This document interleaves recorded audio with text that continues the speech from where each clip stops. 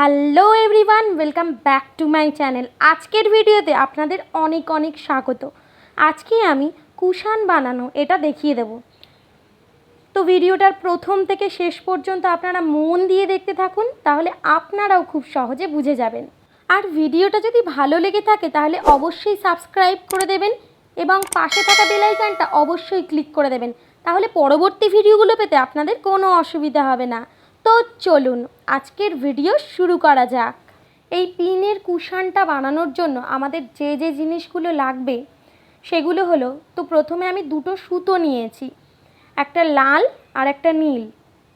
ঠিক আছে, যেহেতু আমি নীল কাপড়ে করে দেখাবো তাই জন্য নীল সুতো আর একটা অন্য কালারের সুতো যেটা হচ্ছে লাল নিয়েছি। তো দেখুন আমি এই কাপড়টাই করে দেখাবো, এই নীল কাপড়টাই আমি করে দেখাবো কেটে। আর এখানে আমার সুতো, বোতাম আর পিন লাগছে। তো আমি এখানে পিনগুলো লাগিয়ে দেখাচ্ছি যে কতটা ভালো লাগছে। দেখুন, পিন তো আমাদের ছড়িয়ে ছিটিয়ে থাকে, তো কাজ করার সময় পিন কুশানের খুবই দরকার হয়, যাতে পিন কোথাও না এদিক ওদিক না হয় তার জন্য। তো এখানে দেখুন আমি একটা কাপড় নিয়ে নিয়েছি, নীল কাপড়, আর এটাকে আমি পিন করে একদম পিন দিয়ে রেখেছি, চৌকো করে কেটে পিন আটকে রেখেছি, কারণ যাতে হচ্ছে যে আমাদের খুলে না যায় কাপড়টা। এবার আমি একটা বাটি নিয়েছি, এই বাটিটা এখানে বসিয়ে এই পেনটা দিয়ে আমি এই বাটিটার মাপেই গোল শেপটা আমি করে নেব। ঠিক আছে, আপনাদের কাছে যদি কাঁটা কম্পাস থাকে তাহলে সেটা দিয়েও করতে পারেন, বা যে কোনো গোল জিনিস দিয়েও করতে পারেন, তাহলে জিনিসটা আমাদের গোল হবে। তো দেখুন আমি এখানে গোল বৃত্তটা এঁকে নিয়েছি, আর এই যে গোলটা আমি এঁকেছি এখান থেকেই কিন্তু আমি সেলাই করব। আর এই যে এক্সট্রা, এটা হচ্ছে এক্সট্রা মার্জিন, 1/2 ইঞ্চি মতো এক্সট্রা মার্জিন রাখবেন, যেটা হচ্ছে যে আমাদের ভেতরে থাকবে। আর এটা আমি কাটিং করে ফেলবো এবার। আর কাটিং করার সময় এমনভাবে কাটিং করবেন যাতে কোনো কোণ না হয়, পুরো গোল শেপেই যেন হয়, আস্তে আস্তে ধরে ধরে কাটিং করবেন। আর আমাদের যেহেতু পিন দেওয়া আছে তাই জন্য আমাদের কাটিং করতে কোনো অসুবিধা হবে না। আপনারা চাইলে আরও কয়েকটা পিন আটকে নিতে পারেন গোলটার ভিতরে, তাহলে কাটিং করতে কোনো অসুবিধাই হবে না। আর আপনারা কে কোথা থেকে ভিডিওটা দেখছেন আমাকে কিন্তু অবশ্যই কমেন্টে জানাবেন, আমি আপনাদের কমেন্টের অপেক্ষায় থাকব। তো দেখুন আমি এখানে সার্কেলটা কেটে নিচ্ছি সুন্দর করে, যাতে কোনো কোণ না থাকে। আর যখন স্টিচ করব আমরা, ওই যে আমার যে গোল মেন যে দাগটা দিয়েছি ওই দাগটা দিয়ে বরাবরই আমরা স্টিচ করব, তাহলে আমাদের ওই দাগ বরাবর সেলাই করতে কোনো অসুবিধা হবে না, বেঁকে টেরে যাবে না। আর তারপরে এক্সট্রা একটু মার্জিন রেখে দেবেন। তো দেখুন এখানে আমার কাটা হয়ে গেছে। এবার আমি বেশ কয়েকটা পিন আটকে নেব, যেহেতু এই গোল বরাবর সেলাই করব, যাতে দুটো কাপড় সরে না যায় তাই জন্য আমি অনেকগুলো এখানে পিন আটকে নিচ্ছি।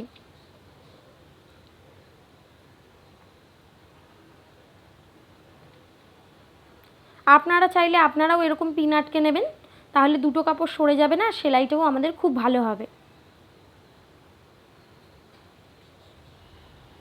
এবার যে পোর্শানগুলো আমাদের কোণ হয়ে আছে আমি ওই পোর্শানগুলো কেটে দিচ্ছি, যাতে গোলাকার হয়, আমাদের ফিনিশিংটা খুব ভালো আসবে, কোণ যেন কোনো না থাকে। আর যখন সেলাই করবেন তখনও কিন্তু আস্তে আস্তে ধীরে ধীরে দাগ বরাবর সেলাই করবেন, কোণ হলে কিন্তু গোল শেপটা ভালো হবে না। তো আমার এখানে হয়ে গেছে। এবার আমি এই যে গোলটা করেছি এই বরাবরই সেলাইটা করে নেব। তো দেখুন এবার এই দাগ বরাবর আমরা সেলাইটা করে নেব। প্রথমে আমি লক স্টিচ করে নিচ্ছি, আর আপনারাও অবশ্যই সেলাই করার প্রথমে এবং শেষে অবশ্যই লক স্টিচ করে দেবেন, তাহলে সেলাইটা অনেক মজবুত হয়ে যাবে আর ওইখান থেকে সুতো ওঠার কোনো চান্স থাকবে না।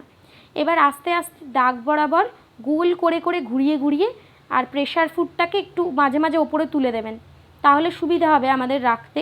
প্রেশার ফুটটাকে ওপরে তুলে আবার ঠিক করে বসিয়ে তারপর আবার সেলাই করবেন, আর এখানটাকে না খুব আস্তে আস্তে করবেন, নয়তো কোণ হয়ে গেলে সেটা দেখতে খারাপ লাগবে। যখন আমরা এটাকে উল্টে নেব, এটা তো ভেতরের দিক, তো এরকম আমি প্রেশার ফুটটাকে তুলে তুলে আস্তে আস্তে স্টিচটা করে নিচ্ছি।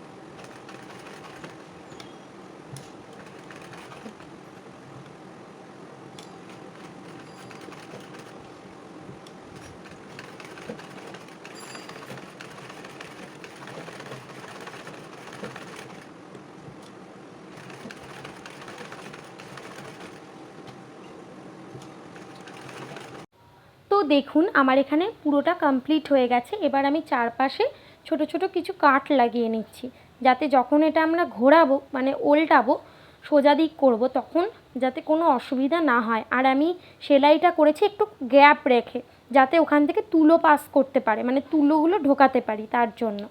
তো দেখুন এই যে ফাঁকটা ছিল সেই ফাঁকাটার মধ্যে থেকে আমরা কাপড়টাকে ঢুকিয়ে এটাকে সোজা করে নিচ্ছি। তো এরকমভাবে আপনারাও সোজা করে নেবেন। তারপর ওই যে কাটগুলো লাগিয়েছি তার জন্য কী হবে, গোল শেপটা খুব ভালো আসবে, কোনো জায়গায় কোনো কোণও হয়ে থাকবে না। তো দেখুন এখানে আমার হয়ে গেছে, এই রকম হয়েছে, আর এখানে একটু গ্যাপ রেখেছি। তো দেখুন এখানে আমার কমপ্লিট হয়ে গেছে। আমি এটাকে একটু আয়রনও করে নিয়েছি, যার ফলে কী হবে, শেপটা খুব ভালো আসবে। আর এখানে যে গ্যাপটা রেখেছি এর মধ্যে থেকে এবার আস্তে আস্তে তুলো ভরে নেব। আর তুলোগুলো ভরার সময় অবশ্যই তুলোগুলোকে ভেতরে ঢুকিয়ে হাত দিয়ে ভেতরে একটু ঢুকিয়ে দেব, তাহলে কি সব জায়গায় সমানভাবে আমাদের তুলোগুলো যাবে। দেখুন আমি হাত দিয়ে ঢুকিয়ে ভেতরে করে নিচ্ছি যাতে সমানভাবে তুলোটা যায়। তো দেখুন এখানে আমি আস্তে আস্তে তুলোগুলো ভরে নিচ্ছি, আর হাত দিয়ে দিয়ে ভিতরের দিকেও একটু ঢুকিয়ে দিচ্ছি যাতে ভিতরের দিকগুলো ফাঁকা না থাকে, ভরাট হয়ে যায়। এইভাবে আমি তুলোগুলো সব ভরে নিয়েছি। তো এবার আমি পুরোটা কমপ্লিট করে নিয়েছি, মানে সমস্ত তুলো ভরে রেডি করে নিয়েছি এটা। এবার এখানে দেখুন একটা গ্যাপ রয়েছে, এই গ্যাপটাকে আমরা নীল সুতো দিয়েই কিন্তু সেলাই করে নেব, যাতে এখান থেকে আর তুলো না বেরিয়ে যায়। তো এখানে আমি সিম্পল রান সেলাই করছি, আর সেলাইটা যাতে মজবুত হয় তার জন্য সেলাইটা দুবার করে করেছি। আর একই কালারের সুতো দিয়ে করলে সেটা আর বোঝা যাবে না, তাই জন্য একই কালারের সুতো ব্যবহার করেছি, তাহলে জিনিসটা আরও দেখতে ভালো লাগবে আর ফিনিশিংটাও খুব ভালো আসবে।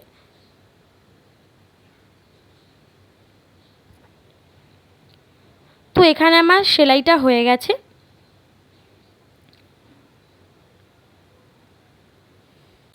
আপনারাও এইভাবে দুবার করে সেলাই করে নেবেন, তাহলে সেলাইটা খুব মজবুত হয়ে যাবে আর ওখান থেকে তুলো বেরোনোর কোনো চান্সই থাকবে না। এবার আমার হয়ে গেছে, আমি এটা কেটে নিচ্ছি। এবার দেখুন আমার এই পার্টটা পুরো কমপ্লিট হয়ে গেছে। আর আমি একটা সাধারণ সুতোকেই দুবার ভাঁজ করে ছুঁচে পরিয়ে নিয়েছি, তাহলে অনেকটা মোটা হয়ে গেল। এবার এটাই যখন দেখতে খুব ভালো লাগবে। আর এই যে কুশান মানে পিনের কুশানটা একদম মাঝ বরাবর আন্দাজে একদম মাঝের অংশ থেকে ছুঁচটাকে ঢোকাবেন। দেখুন আমি এখানে ঢুকিয়ে নিচ্ছি। তো মাঝখান থেকে ঢোকানোর পর দিয়ে আরও একবার সেটাকে সুন্দর করে আরেকবার পিছন দিকে ঢোকাবেন, তাহলে সেই জায়গাটা মজবুত হয়ে যাবে। এই রকম দেখুন আমি সেলাই করার সাথে সাথেই একটা যেহেতু টান টান করছি ওইখানটা দেখুন একটু ভাঁজ হয়ে গেল, ভেতরে ঢুকে গেল, বেশ দেখতে আরও সুন্দর লাগছে। এবার এইভাবে আপনারা সুতো মানে একদিক থেকে আরেক দিকে সুতোগুলোকে নিয়ে গিয়ে মাঝখান থেকে ঢুকিয়ে দেবেন, তাহলে দেখবেন খুব এরকম শেপ চলে আসবে। লাল যে কুশানটা পাশে রয়েছে দেখুন ওর মতন চলে আসবে। তো আমি আপনাদের দুটো করে দেখাচ্ছি, বাদবাকিটা সেম একইভাবেই হবে।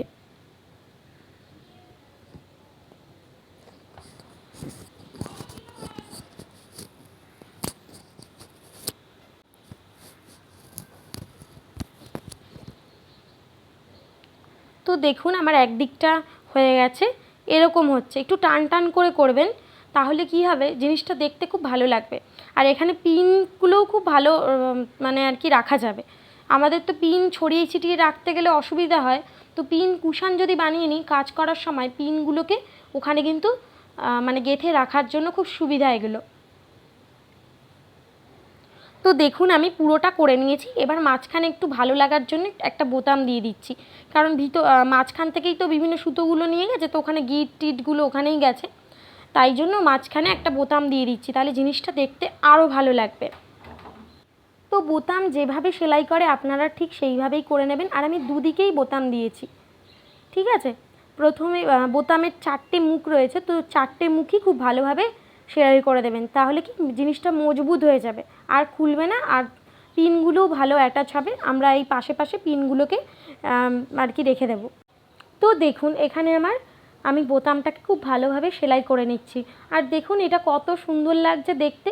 কাজ করার সময় আমাদের অনেক সুবিধা হবে, পিনগুলো ছড়িয়ে ছিটিয়ে থাকলে তো অনেক অসুবিধা হয়, তার জন্য এই পিন কুশানে যদি পিনগুলোকে রাখি দেখতেও ভালো লাগে, আর আমাদের পিন হারিয়ে যাওয়ারও কোনো চান্স থাকে না।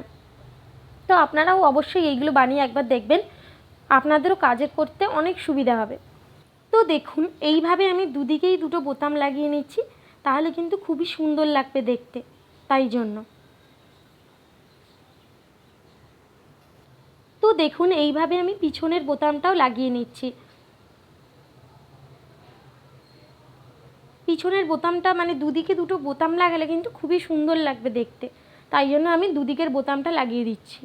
আর একদিকের বোতামের সুতো থেকে আর একদিকে তুলে দুটো একদম পারফেক্ট করে কিন্তু আমি লাগিয়ে নিচ্ছি। তো দেখুন এখানে আমার প্রায় শেষের দিকে হয়ে গেছে। তো দেখুন আমার এখানে কমপ্লিট হয়ে গেছে। তো ভিডিওটা আপনাদের কেমন লেগেছে আমাকে কিন্তু অবশ্যই কমেন্টে জানাবেন। দেখুন কত সুন্দর লাগছে দেখতে, আর আমি পিন রেখেও আপনাদের দেখাচ্ছি। তো দেখুন পিনগুলোও কত সুন্দরভাবে রাখা যাচ্ছে। পিন রাখার আর কোনো ঝামেলাই নেই। কত সুন্দর লাগছে দেখতে। এইভাবেও আপনারা একবার বানিয়ে ট্রাই করবেন, দেখবেন আপনাদের কাজ করতে অনেক অনেক সুবিধা হবে। তো চলুন আজকের জন্য ভিডিওটা এই পর্যন্ত। দেখা হচ্ছে পরবর্তী ভিডিওতে। ভিডিওটা কেমন লাগলো আপনাদের আমাকে কিন্তু অবশ্যই কমেন্টে জানাবেন। আর আজকের জন্য টাটা, দেখা হচ্ছে পরবর্তী ভিডিওতে।